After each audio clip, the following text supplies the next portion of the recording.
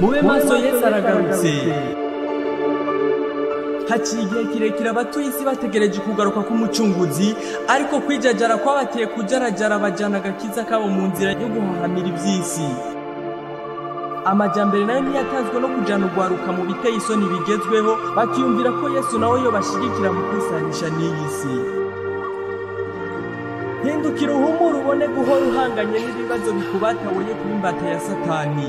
Abenshi amahirwe turonka tuyapfisha ubusa, tukiyumvira ko dufise igihe kirekire cyo kubaho.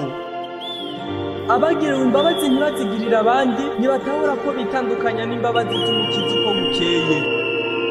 Yemwe Abisirayeli muri mu bugaragwa, nimukangukire gusenga, musange Yesu abasangishe n'abamarayika mubone kuzotaha ubukwe bwiwe.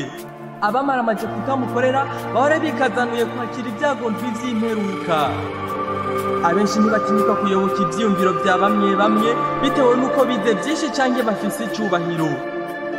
Bakibagirwa ko na Satani atirengagiza gutoranya incabwenge zo gucaha abagororotsi no kugoreka inzira z'abafise nk'ikimari mu murimo. Enda nimuhinduke tureke kwita ingingo z'ivyaha vya bagenzi bacu, tukibagirwa imizingo y'ivyaha vyacu twabatsitaje.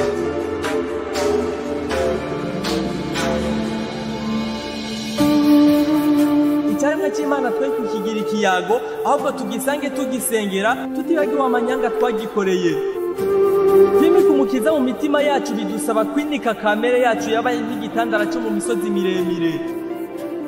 Umukiza kijije umutima, abansi b'umurimo bahora biteguye kuwukandamiza, ariko bakababazwa n'abakandamiza kamere yabo. Enda nimuze duhinduke, kuko ivyo nivyo bitumye Yesu ateba kugaruka. Uwezwa ashishikare yezwe, uwandura ashishikare yandure. Nimuhinduke bigikunda ko muhinduka, Yesu araje.